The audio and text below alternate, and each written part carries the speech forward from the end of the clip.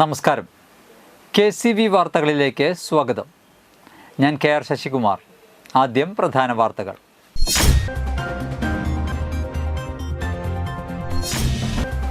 Indian national Congress Kodakara മണ്ഡലം കമ്മിറ്റിയുടെ നേതൃത്വത്തിൽ 3-ാം വാർഡിൽ മഹാത്മാഗാന്ധി കുടുംബ സംഗമം നടത്തി.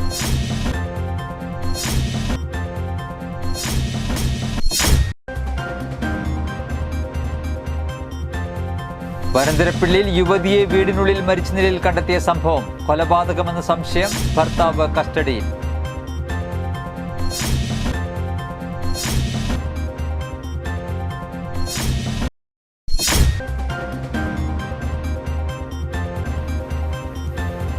നൈപുണി വികസന കേന്ദ്രത്തിന്റെ ജില്ലാതല ഉദ്ഘാടനം ഇരിഞ്ഞാലക്കുട ഗേൾസ് ഹയർ സെക്കൻഡറി സ്കൂളിൽ നടത്തി.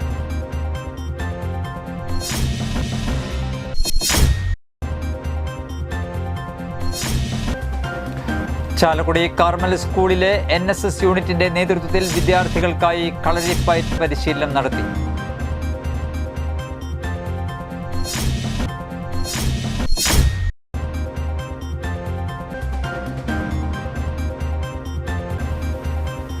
നെല്ലായി പോങ്കോത്ര LP സ്കൂൾ മാനേജറായിരുന്ന കാട്ടിക്കുളം ഭരതന്റെ നിര്യാണത്തെ തുടർന്ന് സ്കൂളിൽ അനുശോചന യോഗം ചേർന്നു.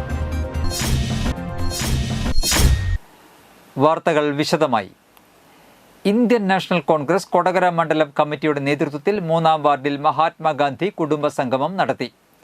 അരുൺ കുമാറിന്റെ വസതിയിൽ നടത്തിയ കുടുംബ സംഗമം MLA സനീഷ് കുമാർ ജോസഫ് ഉദ്ഘാടനം ചെയ്തു. കോൺഗ്രസ് മണ്ഡലം പ്രസിഡന്റ് VM ആന്റണി അധ്യക്ഷത വഹിച്ചു. Pariyaram block Congress vice president ദിലീക് Divakaran, block Congress president VO Pailappan, ward president David വിധേയത്തിൽ, പഞ്ചായത്ത് അംഗം പ്രനില ഗിരീശൻ തുടങ്ങിയവർ സംസാരിച്ചു.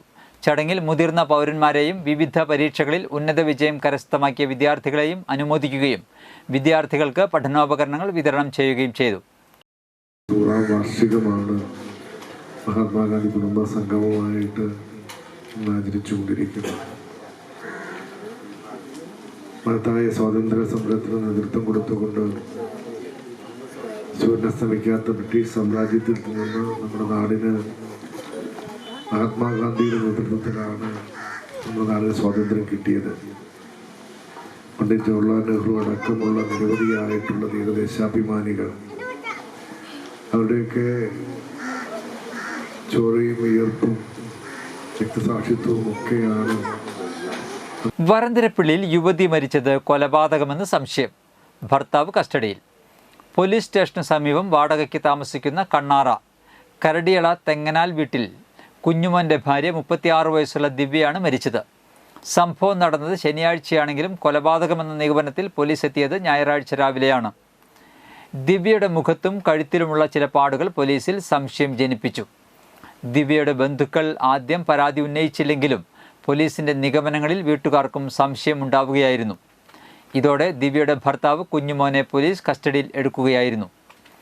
കുടുംബ വഴക്കിനെ തുടർന്ന് ദിവ്യയെ കഴുത്തു ഞെരിച്ച് ശ്വാസം മുട്ടിച്ച് കൊലപ്പെടുത്തിയെന്നാണ് ലഭിക്കുന്ന പ്രാഥമിക വിവരം. പക്ഷേ ദിവ്യ മരിച്ച വിവരം അയൽവാസികളോടും മറ്റും ആദ്യം മറച്ചുവെക്കാനും കുഞ്ഞുമോൻ ശ്രമിച്ചു.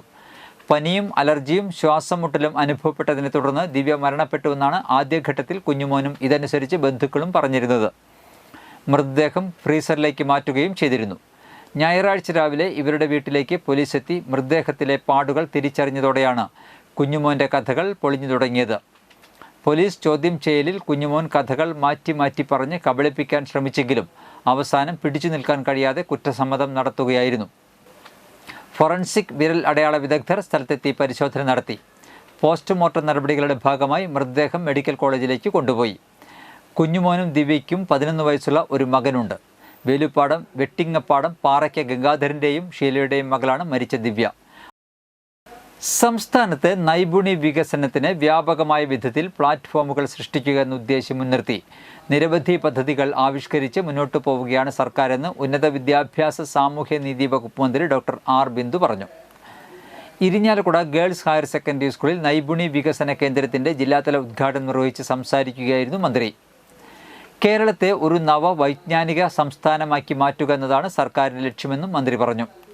നൈപുണിയും വൈദഗ്ധ്യവും നൽകി മേഖലകൾ മുന്നോട്ട് വയ്ക്കുന്ന തൊഴിൽ അവസരങ്ങൾക്ക് സധൈര്യം കടന്നു ചെല്ലാൻ കേരളത്തിലെ യുവാക്കളെ സജ്ജരാക്കുക എന്ന ഉത്തരവാദിത്വമാണ് സർക്കാർ ഇത്തരം പ്ലാറ്റ്ഫോമുകളിലൂടെ മുന്നോട്ടു പോകുന്നത്.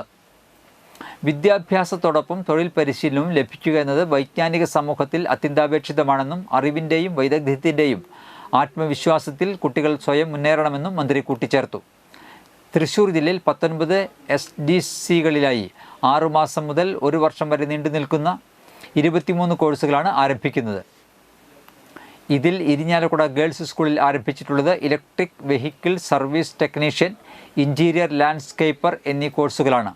15 വയസ്സ് മുതൽ 25 വയസ്സ് വരെയുള്ള 10ാം തരം പാസ്സായവർക്ക് കോഴ്സുകളിൽ സൗജന്യമായി പ്രവേശനം നേടാം. അവധി ദിവസങ്ങളിലായിരിക്കും ക്ലാസുകൾ. ഒരു കോഴ്സിൽ 25 പേർക്കാണ് പ്രവേശനം. ജില്ലാ പഞ്ചായത്ത് പ്രസിഡന്റ് VS പ്രിൻസ് അധ്യക്ഷത വഹിച്ചു. ചടങ്ങിൽ Thrissur SSK DPO KB Briji പദ്ധതി വിശദീകരണം നടത്തി. ജില്ലാ പഞ്ചായത്ത് വൈസ് പ്രസിഡന്റ് ലതാചന്ദ്രൻ വിശിഷ്ട അതിഥിയായി. നഗരസഭ ആരോഗ്യകാര്യ standing committee chairperson Ambika Pallippurath, PTA president PK Anilkumar, higher secondary principal Bindu P John, VHSC principal KR Hena, high school പ്രധാനാധ്യാപിക KS സുഷ, ഇരിഞ്ഞാലക്കുട GLPS പ്രധാനാധ്യാപിക PB Aseena, SDC coordinator K Deepika Raj, SSK DPC NJ Binoy, BRC BPC KR Sathyapalan എന്നിവർ പങ്കെടുത്തു. വികസനത്തിന് പ്ലാറ്റ്ഫോമുകൾ സൃഷ്ടിക്കുക എന്ന ഉദ്ദേശം മുൻനിർത്തി നിരവധി പദ്ധതികൾ ആവിഷ്കരിച്ച് മുന്നോട്ട് പോവുകയാണ് നമ്മുടെ സംസ്ഥാന സർക്കാർ. നവകേരള സൃഷ്ടിയുടെ ഭാഗമായി കേരളത്തെ ഒരു നവവൈജ്ഞാനിക സമൂഹമാക്കി മാറ്റുക എന്നുള്ളതാണ് നമ്മുടെ പ്രഖ്യാപിത ലക്ഷ്യം. അതിന് സഹായകരമായ വിധത്തിൽ ഏറ്റവും ആധുനികമായ, ഏറ്റവും പുത്തനായ വൈജ്ഞാനിക മേഖലകളിൽ ഉൾപ്പെടെ നൈപുണ്യവും വൈദഗ്ധ്യവും നൽകി ആ മേഖലകളൊക്കെ മുന്നോട്ട് വയ്ക്കുന്ന വളരെ അന്തസ്സുറ്റ തൊഴിലവസരങ്ങളിലേക്ക് സധൈര്യം നടന്നു ചെല്ലാൻ നമ്മുടെ കേരളത്തിലെ വിദ്യാർത്ഥികളെയും യുവതിയുവാക്കളെയും സജ്ജരാക്കുക എന്ന ഉത്തരവാദിത്തമാണ് സർക്കാർ ഈ പ്ലാറ്റ്ഫോമുകളിലൂടെ മുന്നോട്ട് കൊണ്ടുപോകുന്നത്. നന്ദിക്കര കേരള കലാപീഠം നൽകുന്ന പാക്കനാർ സംസ്ഥാന പുരസ്കാരം CP ചന്ദ്രശേഖരൻ കർത്താക്ക് ലഭിച്ചു. തൃശൂർ സാഹിത്യ അക്കാദമിയിൽ നടത്തിയ ചടങ്ങിൽ സാഹിത്യകാരൻ അശോകൻ ചെരുവിൽ പുരസ്കാരം സമ്മാനിച്ചു. ആലങ്കോട് ലീലാകൃഷ്ണൻ, P ബാലചന്ദ്രൻ MLA, മുൻ MLA അരുണൻ മാസ്റ്റർ തുടങ്ങി നിരവധി പേർ സന്നിഹിതരായിരുന്നു. ചാലക്കുടി കാർമൽ സ്കൂളിലെ NSS യൂണിറ്റിൻ്റെ നേതൃത്വത്തിൽ നടത്തുന്ന സ്വയം പ്രതിരോധ പദ്ധതിയായ ആർച്ചയുടെ ഭാഗമായി വിദ്യാർത്ഥികൾക്കായി കളരിപ്പയറ്റ് പരിശീലനം നൽകി. മഹാത്മാ കലാക്ഷേത്ര ചാലക്കുടി ഗുരുക്കൾ ഒമർ ശങ്കർ AM, കണ്ണൻ ബിജു, പ്രദീപ്, മനോജ്, ജ്യോതി എന്നിവർ നേതൃത്വം നൽകിയ പരിശീലന പരിപാടി Carmel school principal father Jose Thanikkal ഉദ്ഘാടനം ചെയ്തു. കളരിയുടെ ഉത്ഭവത്തെക്കുറിച്ചും പുതിയ സാഹചര്യത്തിൽ അതിന്റെ പ്രാധാന്യത്തെക്കുറിച്ചും വിശദമായി കുട്ടികൾക്ക് പറഞ്ഞുകൊടുക്കുകയും പിന്നീട് വിവിധ അഭ്യാസമുറകൾ പ്രദർശിപ്പിക്കുകയും ചെയ്തു. വിദ്യാർത്ഥികളെ ഉൾപ്പെടുത്തി നടത്തിയ പരിശീലന പരിപാടി കുട്ടികൾക്ക് വേറിട്ട അനുഭവമായി. സ്വയം പ്രതിരോധത്തിനുള്ള നുറുങ്ങുവിദ്യകളും വിദ്യാർത്ഥികളും മനസ്സിലാക്കി. NSS program officer Jose PO, Sini teacher, Jansha teacher, NSS ലീഡർമാരായ അമൃത, ശ്രീരാം എന്നിവർ പദ്ധതിക്ക് നേതൃത്വം നൽകി. Shankar, Viju, and seniors Pradeep, Manoj, and all your friends from Jordan. Excellent. It was excellent performance now. Very master.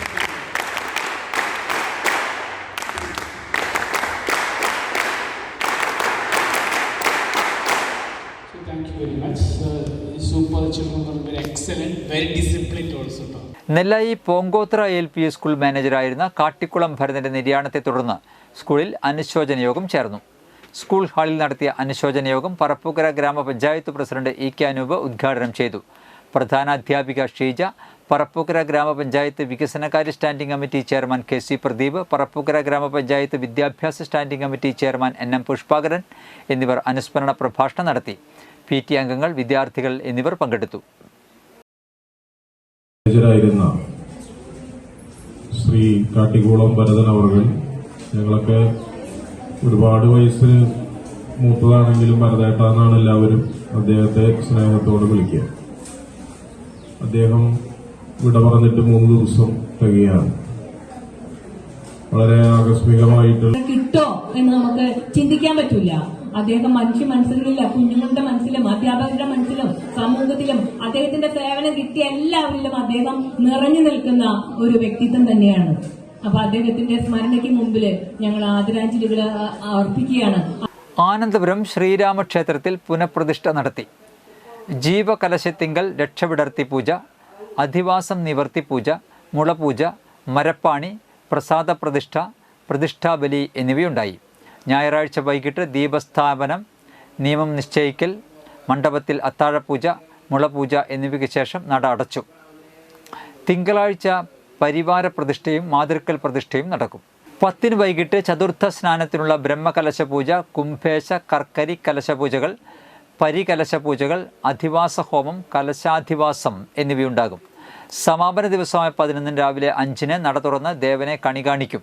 തുടർന്ന് സൃഷ്ടിതത്വഹോമം, തത്വകലശപൂജ, കലശാഭിഷേക പൂജകൾ, വലിയ മരപ്പാണി, തത്വകലശാഭിഷേക പൂജ, പരികലശാഭിഷേകം, കുംഭേശ കലശാഭിഷേകം, ബ്രഹ്മകലശാഭിഷേകം, അവസൃത പ്രോഷണം, ശ്രീഭൂതബലി എന്നിവയുമുണ്ടാകും.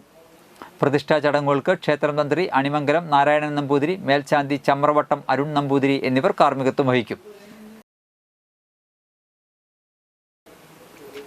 മാള അണ്ണല്ലൂരിൽ പോസ്റ്റിൽ ബൈക്കിടിച്ച് മധ്യവയസ്കന് ദാരുണാന്ത്യം. റിട്ടയർഡ് ഇറിഗേഷൻ ജീവനക്കാരനായ അന്നമനട വൈദ്യല സ്വദേശി കണിച്ചായി വീട്ടിൽ 58 വയസ്സുള്ള ഫ്രാൻസിസ് ജോസാണ് മരിച്ചത്. ഞായറാഴ്ച ഉച്ചയ്ക്ക് 1:30 അപകടം. അഷ്ടമിച്ചിറ ഭാഗത്തുനിന്ന് വന്ന ബൈക്ക് നിയന്ത്രണം വിട്ട് പോസ്റ്റിൽ ഇടിക്കുകയായിരുന്നു.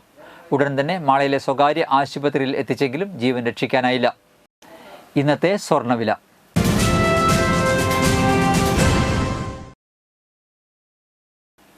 സ്വർണം ഗ്രാമിന് 8,980 രൂപ, പവന് 71,840 രൂപ.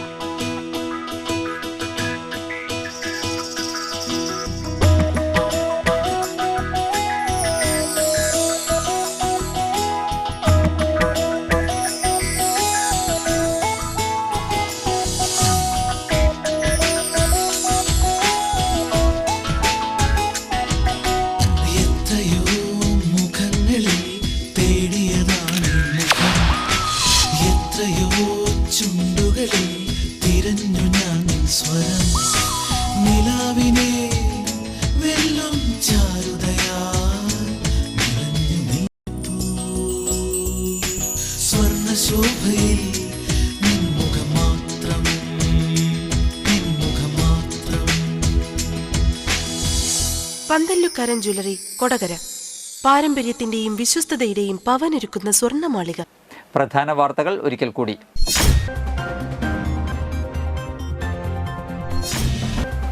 ഇന്ത്യൻ നാഷണൽ കോൺഗ്രസ് കൊടകര മണ്ഡലം കമ്മിറ്റിയുടെ നേതൃത്വത്തിൽ 3-ാം വാർഡിൽ മഹാത്മാഗാന്ധി കുടുംബ സംഗമം നടത്തി.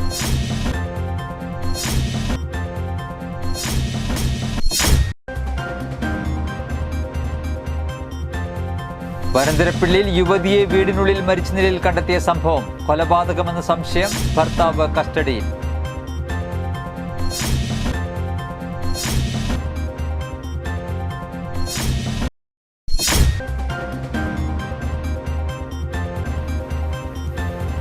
നൈപുണി വികസന കേന്ദ്രത്തിന്റെ ജില്ലാതല ഉദ്ഘാടനം ഇരിഞ്ഞാലക്കുട ഗേൾസ് ഹയർ സെക്കൻഡറി സ്കൂളിൽ നടത്തി.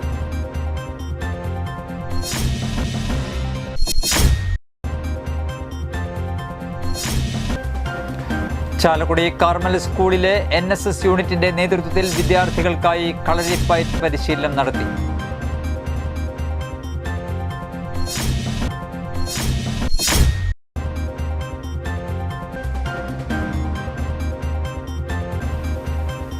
നെല്ലായി പോങ്കോത്ര LP സ്കൂൾ മാനേജറായിരുന്ന കാട്ടിക്കുളം ഭരതന്റെ നിര്യാണത്തെ തുടർന്ന് സ്കൂളിൽ അനുശോചന യോഗം ചേർന്നു. ഇതോടെ വാർത്തകൾ കഴിഞ്ഞു. നമസ്കാരം.